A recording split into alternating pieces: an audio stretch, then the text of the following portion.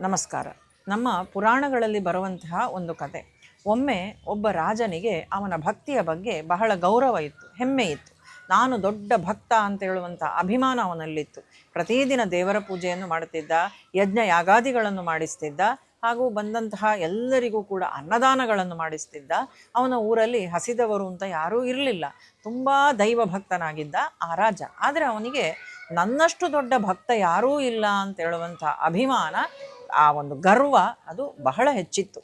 ಒಂದು ದಿನ ಅವನ ಅರಮನೆಗೆ ಒಬ್ಬ ಭಿಕ್ಷುಕ ಬರ್ತಾನೆ.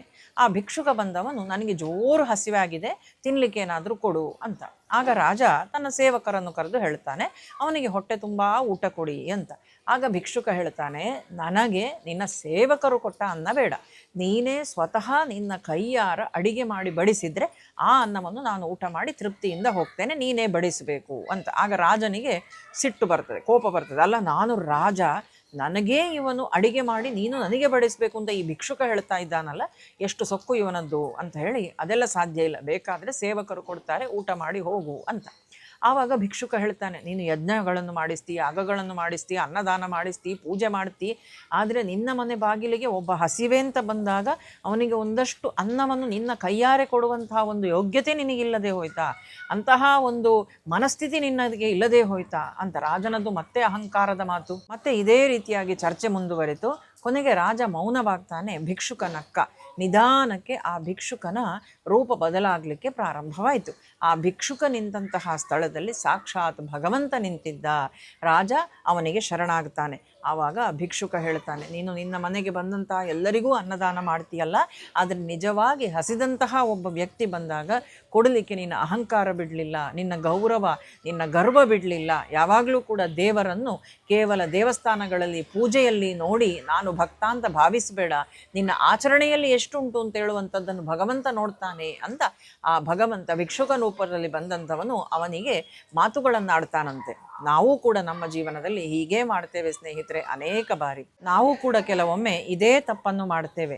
ನಾವು ಕೂಡ ದೇವಸ್ಥಾನಗಳಿಗೆ ಹೋಗ್ತೇವೆ, ದೊಡ್ಡ ದೊಡ್ಡ ಪೂಜೆಗಳನ್ನು ಮಾಡಿಸ್ತೇವೆ, ನೈವೇದ್ಯಗಳನ್ನು ಅರ್ಪಿಸ್ತೇವೆ, ಎಲ್ಲವನ್ನೂ ಮಾಡ್ತೇವೆ. ಆದರೆ ನಮ್ಮ ಮನೆಗೆ ಯಾರಾದರೂ ಸಹಾಯಕ್ಕೆ ಅಂತ ಬಂದಾಗ, ಅವರ ದುಃಖ ಹೇಳಿಕೊಳ್ಳಿಕ್ಕೆ ಬಂದಾಗ, ಅಯ್ಯೋ ನನ್ನದೇ 1000 ಸಮಸ್ಯೆಗಳಿವೆ, ನಿಮ್ಮದೇನು ಅಂತ ನಾವು ಅವರ ಮಾತಿಗೆ ಕಿವಿ ಕೊಡುವುದಿಲ್ಲ. ಹಾಗೇನೇ ಹಸಿದವನನ್ನು ನೋಡಿದಾಗ ಮುಖ ತಿರುಗಿಸ್ತೇವೆ. ಯಾರಾದರೂ ನೋವನ್ನು ನಮ್ಮ ಬಳಿಗೆ ಹಂಚಿಕೊಳ್ಳಿಕ್ಕೆ ಅಂತ ಬಂದಾಗ ಅವರ ಮಾತನ್ನು ಕೇಳಲಿಕ್ಕೆ ನಮಗೆ ಸಮಯ ಇರುವುದಿಲ್ಲ. ನಾವು ನಮ್ಮದೇ ಆದಂತಹ ಒಂದು ಲೋಕದಲ್ಲಿ ನಾವು ವಿಹರಿಸ್ತಾ ಇರ್ತೇವೆ. ನಿಜವಾಗಿ ಕಷ್ಟದಲ್ಲಿದ್ದಂಥವರನ್ನು, ನಿಜವಾಗಿ ದುಃಖದಲ್ಲಿದ್ದವರು ನಮ್ಮ ಬಳಿಗೆ ಬಂದಾಗ ನಮ್ಮ ಮನಸ್ಸಿನಲ್ಲಿ ಕರುಣೆ ಅಂತ ಹೇಳುವಂಥದ್ದು ಒಣಗಿಯೇ ಹೋಗಿರ್ತದೆ, ಇಲ್ಲವೇ ಇಲ್ಲ. ಕರುಣರಹಿತರಾದಂತಹ ಭಾವನೆ ನಮ್ಮಲ್ಲಿ. ಆದರೆ ನಾವು ದೇವರ ಪೂಜೆಯನ್ನು ಮಾತ್ರ ಚೆನ್ನಾಗಿ ಮಾಡ್ತೇವೆ, ಭಜನೆ ಮಾಡ್ತೇವೆ, ಭಕ್ತಿ ಮಾಡ್ತೇವೆ, ಶ್ಲೋಕ ಹೇಳ್ತೇವೆ, ಸತ್ಸಂಗಕ್ಕೆ ಹೋಗ್ತೇವೆ, ಪ್ರವಚನ ಉಂಟು, ಉಪನ್ಯಾಸ ಉಂಟು, ಎಲ್ಲವೂ ಉಂಟು. ಆದರೆ ನಿಜವಾಗಿ ಯಾರು ಸಹಾಯ ಕೇಳಿಕೊಂಡು ಬರ್ತಾನೋ ಅವನ ವಿಚಾರ ಬಂದಾಗ ಮಾತ್ರ ನಾವು ನಮ್ಮ ಸ್ವಾರ್ಥವನ್ನು ನೋಡ್ತೇವೆ. ಅಲ್ಲಿದ್ದಂತಹ ಆ ವ್ಯಕ್ತಿಗೆ ಏನು ಬೇಕು, ಅವನ ಬಗ್ಗೆ ಒಂದು ಚೂರಾದರೂ ಮನಸ್ಸಿನಲ್ಲಿ ಆ ಒಂದು ಹಸಿತನ, ಆರ್ದ್ರತೆ ಅಂತ ಹೇಳುವಂಥದ್ದು ನಮಗೆ ಬರುವುದೇ ಇಲ್ಲ ಸ್ನೇಹಿತರೆ. ದೇವರು ಯಾವಾಗಲೂ ನಮ್ಮ ಮುಂದೆ ವಿಗ್ರಹದ ರೂಪದಲ್ಲಿಯೇ ಇರುವುದಿಲ್ಲ. ಹಸಿದ ವ್ಯಕ್ತಿಯಾಗಿ ಬರ್ಬೋದು, ಕಷ್ಟಗಳನ್ನು ನಮ್ಮ ಬಳಿ ಹೇಳಿಕೊಳ್ಳುವಂತಹ ವ್ಯಕ್ತಿಯಾಗಿ ಬರ್ಬೋದು, ಸಮಾಧಾನವನ್ನು ಅಪೇಕ್ಷಿಸಿ ಬರ್ಬೋದು, ಅಥವಾ ನಮ್ಮ ಮಾತಿನಿಂದ ನೋಯಿಸಲ್ಪಟ್ಟಂತಹ ವ್ಯಕ್ತಿಯಾಗಿ ಬರ್ಬೋದು, ಹೇಗೂ ಬರ್ಬೋದು. ದೇವರು ಕೇವಲ ದೇವಸ್ಥಾನದ ವಿಗ್ರಹಗಳಲ್ಲೇ ಅವನನ್ನು ನೋಡ್ತೇನೆ, ಪೂಜೆ ಮಾಡ್ತೇನೆ, ಅರ್ಚನೆ ಮಾಡ್ತೇನೆ ಅಂತ ಹೇಳಿದರೆ ಭಗವಂತ ಅಲ್ಲಿ ಮಾತ್ರ ನಮಗೆ ಕಾಣಲಿಕ್ಕೆ ಸಿಗುವುದಿಲ್ಲ. ಭಗವಂತ ಯಾವಾಗಲೂ ಹೇಳುವುದುಂಟು, ಭಗವದ್ಗೀತೆಯಲ್ಲೂ ನಾವು ನೋಡ್ತೇವೆ ನಾವೆಲ್ಲರೂ ಕೂಡ, ನಾನು ವಿಗ್ರಹದಲ್ಲಿದ್ದೇನೆ ಹೌದು, ಆದರೆ ನಿಜವಾದ ನನ್ನ ಅಸ್ತಿತ್ವ ವಿಗ್ರಹದಿಂದ ಆಚೆಗಿದೆ. ವಿಗ್ರಹದಲ್ಲೇ ನನ್ನನ್ನು ನೋಡಿ ಅಲ್ಲಿಯೇ ಮರೆತು ಬಿಡಬೇಡಿ. ಅದಕ್ಕೆ ಪೂಜೆ, ಅದಕ್ಕೆ ಅರ್ಚನೆ, ಅದಕ್ಕೆ ಮಂಗಳಾರತಿ, ಅದಕ್ಕೆ ಅಭಿಷೇಕ ಎಲ್ಲವನ್ನೂ ಮಾಡಿ, ಆದರೆ ನಾನು ಆ ವಿಗ್ರಹದಲ್ಲೇ ಇರುವುದಲ್ಲ, ಅದಕ್ಕಿಂತಲೂ ಹಿಂದೆ ನಾನಿದ್ದೇನೆ. ದೇವಸ್ಥಾನದ ಹೊರಗಡೆ ಪಾತ್ರ ತೊಳಿತಾ ಇರ್ತಾರಲ್ಲ, ದೇವಸ್ಥಾನದ ಹೊರಗಡೆ ಸೇವೆ ಮಾಡ್ತಾ ಇದ್ದಾರಲ್ಲ, ಅವರಲ್ಲಿಯೂ ನಾನಿದ್ದೇನೆ. ದೇವಸ್ಥಾನದ ಹೊರಗೆ ಹಸಿದವರಾಗಿ ಕೂತಿದ್ದಾರಲ್ಲ, ಅವರಲ್ಲಿಯೂ ನಾನಿದ್ದೇನೆ. ಹೀಗೆ ಪ್ರತಿ ಒಂದರಲ್ಲಿಯೂ ನನ್ನನ್ನು ಕಾಣಿ. ಕೇವಲ ದೇವಸ್ಥಾನದ ಒಳಗಿನ ವಿಗ್ರಹದಲ್ಲಿ ಮಾತ್ರ ನಾನಿರುವುದಲ್ಲ ಅಂತ ಭಗವಂತ ಹೇಳ್ತಾನೆ. ನಮ್ಮ ಪುರಾಣಗಳು ಯಾವಾಗಲೂ ಒಂದು ಮಾತನ್ನು ಹೇಳುತ್ತದೆ. ಭಕ್ತಿ ಅಂತ ಹೇಳಿದರೆ ಕೇವಲ ಪೂಜೆ ಅಲ್ಲ. ಭಕ್ತಿ ಅಂತ ಹೇಳಿದರೆ ಹಸಿದವನಿಗೆ ಅನ್ನ ನೀಡುವುದು, ಬಾಯಾರಿದವನಿಗೆ ನೀರನ್ನು ಕೊಡುವುದು, ಯಾರಾದರೂ ನಮ್ಮಲ್ಲಿ ಕಷ್ಟವನ್ನು ಹೇಳಿಕೊಂಡು ಬಂದಾಗ ಅವನ ಕಷ್ಟವನ್ನು ಕೇಳುವುದು, ನಮ್ಮಿಂದ ತಪ್ಪಾದಾಗ ಕ್ಷಮೆ ಕೇಳುವುದು, ನಮ್ಮ ಮೇಲೆ ತಪ್ಪಾದಾಗ ಕ್ಷಮಿಸುವುದು, ಮತ್ತು ಮುಖ್ಯವಾಗಿ ಎಲ್ಲರಲ್ಲಿಯೂ ಕೂಡ ಭಗವಂತನನ್ನು ಕಾಣುವುದು. ತತ್ವಮಸಿ ಅಂದರೆ ಭಗವಂತ ನಮ್ಮ ಒಳಗೇ ಇದ್ದಾನೆ ಹಾಗೂ ಇನ್ನೊಬ್ಬರ ಒಳಗೂ ಇದ್ದಾನೆ. ಅದ್ವೈತ ಸಿದ್ಧ ಅಂತ ಹೇಳುವಂಥದ್ದು ಇದನ್ನೇ. ಎರಡೂ ಇಲ್ಲ, ಎರಡು ದ್ವೈತ ಇಲ್ಲ, ಎರಡೂ ಒಂದೇ. ನಾನು ನೀನು ಎರಡೂ ಒಂದೇ. ಆತ್ಮನೊಳಗಡೆ ಪರಮಾತ್ಮನೂ ಇದ್ದಾನೆ ಅಂತ ಹೇಳುವಂಥದ್ದು. ಈ ಚಿಂತನೆಯನ್ನು ಇಟ್ಟುಕೊಳ್ಳಿ ಅಂತ ಎಲ್ಲ ಕಡೆಯಲ್ಲಿಯೂ ಕೂಡ, ಸರ್ವರಲ್ಲಿಯೂ ಕೂಡ, ಸರ್ವದರಲ್ಲಿಯೂ ಕೂಡ ಭಗವಂತನನ್ನು ಕಾಣಿ. ಕೇವಲ ವಿಗ್ರಹದಲ್ಲಿ ಅಲ್ಲ, ಪೂಜೆಯಲ್ಲಿ ಅಲ್ಲ, ಭಕ್ತಿಯಲ್ಲಿ ಮಾತ್ರ ಅಲ್ಲ, ಭಜನೆಯಲ್ಲೂ ಅಲ್ಲ ಅಂತ ಹೇಳುವಂಥದ್ದು ನಮ್ಮ ಪುರಾಣಗಳು ತಿಳಿಸಿಕೊಡುತ್ತದೆ ನಮಗೆ. ಇಂದು ನಾವು ದೇವರನ್ನು ನೋಡಬೇಕು ಅಂತ ದೂರದ ಊರಿನ ದೇವಸ್ಥಾನಗಳಿಗೆ ಹೋಗ್ತೇವೆ.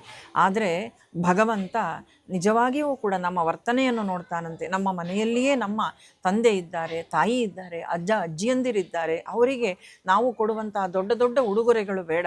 ಅವರಿಗೆ ಬೇಕಾಗುವುದು ನಮ್ಮ ಒಟ್ಟಿಗೆ ಕಳೆಯುವಂತಹ ಕೆಲವೊಂದು ಪ್ರೀತಿಯ ಕ್ಷಣಗಳು ಮಾತ್ರ. ಆದರೆ ಆ ಸಮಯವನ್ನು ಅವರಿಗೆ ಕೊಡಲಿಕ್ಕೆ ನಮ್ಮಲ್ಲಿ ಸಮಯ ಇಲ್ಲ. ನಾವು ಮೊಬೈಲಿನಲ್ಲಿ ಬ್ಯುಸಿ, ನಾವು ನಮ್ಮ ಕೆಲಸಗಳಲ್ಲಿ ಬ್ಯುಸಿ, ನಾವು ನಮ್ಮ ಸಮಸ್ಯೆಗಳಲ್ಲಿ ಬ್ಯುಸಿ. ಅವರ ಜೊತೆಯಲ್ಲಿ ಕೂತ್ಕೊಂಡು ನಮಗೆ ಮಾತಾಡಲಿಕ್ಕೆ ಪುರುಸೊತ್ತಿಲ್ಲ. ಆ ಪುರುಸೊತ್ತು ಕೊಡುವಂಥ ಮನಸ್ಸೂ ನಮಗಿಲ್ಲ. ಆದರೆ ಕೆಲವೊಂದು ಕಾಲ ಕಳೆದು ಹೋದ ಮೇಲೆ ಅವರು ನಮ್ಮ ಜೊತೆಯಲ್ಲಿ ಇರುವುದಿಲ್ಲ, ನಮ್ಮನ್ನು ಬಿಟ್ಟು ಹೋಗ್ತಾರೆ. ಆವಾಗ ನಾವು ಮಾಡಿದಂತಹ ತಪ್ಪನ್ನು ಅರಿವಾಗುತ್ತದೆ. ದೇವರಲ್ಲಿ ಹೋಗಿ ನನ್ನನ್ನು ಕ್ಷಮಿಸು ದೇವರೇ ಅಂತ ಕೇಳುತ್ತೇವೆ. ಆದರೆ ಆವಾಗ ಭಗವಂತ ಹೇಳ್ತಾನಂತೆ, ನಾನು ನಿನ್ನ ಮನೆಯಲ್ಲಿಯೇ ಇದ್ದೆ, ನೀನು ನನ್ನನ್ನು ಗಮನಿಸಲಿಲ್ಲ ಅಂತ. ಹಾಗಾಗಿ ದೇವರನ್ನು ಎಲ್ಲೆಲ್ಲಿಯೋ ಹುಡುಕಬೇಡಿ, ನಮ್ಮ ಮನೆಯಲ್ಲೇ ಇದ್ದಾರೆ. ನಮ್ಮ ತಂದೆ ತಾಯಿಯರ ರೂಪದಲ್ಲಿ ಭಗವಂತ ಇದ್ದಾನೆ, ನಮ್ಮ ಮಕ್ಕಳ ರೂಪದಲ್ಲಿದ್ದಾನೆ, ನಮ್ಮ ಕರುಣೆಯ ರೂಪದಲ್ಲಿದ್ದಾನೆ, ನಮ್ಮಲ್ಲಿದ್ದಂತಹ ಆತ್ಮವಿಶ್ವಾಸದ ರೂಪದಲ್ಲಿದ್ದಾನೆ, ನಮ್ಮಲ್ಲಿರುವಂತಹ ಲವಲವಿಕೆಯ ರೂಪದಲ್ಲಿ ಭಗವಂತ ಇದ್ದಾನೆ, ಕಾರುಣ್ಯದ ರೂಪದಲ್ಲಿ ದೇವರಿದ್ದಾನೆ. ಆದ್ದರಿಂದ ದೇವಸ್ಥಾನಗಳಿಗೆ ಹೋಗಿ ಪ್ರಾರ್ಥನೆ ಮಾಡಿ, ಪೂಜೆ ಮಾಡಿ, ಅರ್ಚನೆ ಮಾಡಿ, ಭಜನೆ ಮಾಡಿ, ಎಲ್ಲವೂ ಮಾಡಿ. ಆದರೆ ದೇವರನ್ನು ದೇವಸ್ಥಾನದಲ್ಲಿಯೇ ಬಿಟ್ಟು ಬರಬೇಡಿ. ನಿಮ್ಮ ಸುತ್ತಮುತ್ತಲೂ ಇರುವಂತಹ ಜನಗಳಲ್ಲಿಯೂ ಕೂಡ ಭಗವಂತನನ್ನು ಕಾಣಲಿಕ್ಕೆ ಪ್ರಯತ್ನ ಮಾಡಿ. ದೇವರು ಯಾವ ರೂಪದಲ್ಲಿ ನಮ್ಮ ಮುಂದೆ ಬರ್ತಾನೆ ಅಂತ ಹೇಳುವಂಥದ್ದು ನಮಗೆ ಗೊತ್ತಿಲ್ಲ. ಹಾಗಾಗಿ ನಾವು ಪ್ರತಿಯೊಬ್ಬರಲ್ಲಿಯೂ ಕೂಡ ಭಗವಂತನನ್ನು ಕಂಡರೆ ದೇವರನ್ನು ನಾವು ತಪ್ಪಿಸಿಕೊಳ್ಳುವ ಸಾಧ್ಯತೆಯೇ ಇಲ್ಲ. ಹಾಗಾಗಿ ಭಗವಂತನನ್ನು ನಮ್ಮ ಸುತ್ತಮುತ್ತಲೂ ಇರುವಂಥ ಸಕಲ ಚರಾಚರ ವಸ್ತುಗಳಲ್ಲಿ, ವ್ಯಕ್ತಿಗಳಲ್ಲಿ, ಎಲ್ಲದರಲ್ಲಿಯೂ ನೋಡುವ, ನಮ್ಮ ಮನಸ್ಸನ್ನು ಆದಷ್ಟು ಕರುಣೆ ಕಾರುಣ್ಯಗಳನ್ನು ತುಂಬಿಸಿಕೊಳ್ಳುವ. ಹಾಗೆಂತ ನಮ್ಮತನವನ್ನು ನಾವು ಕಳೆದುಕೊಳ್ಳುವುದಲ್ಲ.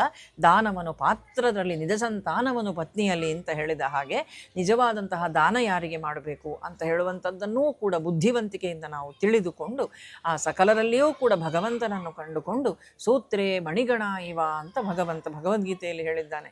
ನೀವು ಎಲ್ಲರೂ ಕೂಡ ನನ್ನೊಳಗೇ ಪೂರ್ಣಿಸಲ್ಪಟ್ಟಿದ್ದೀರಿ. ಅಂದರೆ ಯಾವ ರೀತಿಯಾಗಿ ಮುತ್ತಿನ ಹಾರವನ್ನು ನಾವು ಧರಿಸ್ತೇವೆ ಅಂತಾದರೆ ಆ ಮುತ್ತಿನ ಹಾರವೊಂದು ಆ ನೂಲಿನಲ್ಲಿ ಹೇಗೆ, ದಾರದಲ್ಲಿ ಹೇಗೆ ಪೋಣಿಸಲ್ಪಟ್ಟಿದೆಯೋ ಮುತ್ತುಗಳೆಲ್ಲವೂ ಕೂಡ, ಹಾಗೆ ನಾವು ಕೂಡ ದೇವರು ಅಂತ ಹೇಳುವಂಥ ಆ ದಾರದೊಳಗೆ ಪೋಣಿಸಲ್ಪಟ್ಟಿರುವಂತಹ ಮುತ್ತುಗಳು. ನಾವೆಲ್ಲರೂ ಒಂದೇ, ಅವನೊಳಗೇ ನಾವು ಸೇರಿಕೊಂಡಿದ್ದೇವೆ. ನಾನು ಗಂಡು, ನೀನು ಹೆಣ್ಣು, ನಾನು ಸಸ್ಯಾಹಾರಿ, ನೀನು ಮಾಂಸಾಹಾರಿ, ನಾನು ಬ್ರಾಹ್ಮಣ, ನೀನು ಮತ್ತೊಂದು, ಹೀಗೆಲ್ಲ ಭೇದಗಳನ್ನು ನಮ್ಮಲ್ಲಿ ಮಾಡಿಕೊಂಡು ನಾವು ಆತ್ಮ ಅಂತ ಹೇಳುವಂಥದ್ದನ್ನು ನಾವು ಮರೆತು ಹೋಗಿದ್ದೇವೆ. ಹಾಗಾಗಿ ನಾವು ಇನ್ನು ಮುಂದೆಯಾದರೂ ಕೂಡ ಈ ಎಲ್ಲ ತಿಳುವಳಿಕೆಗಳನ್ನು ಕೂಡ ಮನಸ್ಸಿನಲ್ಲಿಟ್ಟುಕೊಂಡು ಜ್ಞಾನ ಮಾರ್ಗದಲ್ಲಿ ನಡೆಯುವ ಎಲ್ಲರಿಗೂ ಕೂಡ ಶುಭವಾಗಲಿ, ಮಂಗಳವಾಗಲಿ. ಕೃಷ್ಣ ಅರ್ಪಣಮಸ್ತು.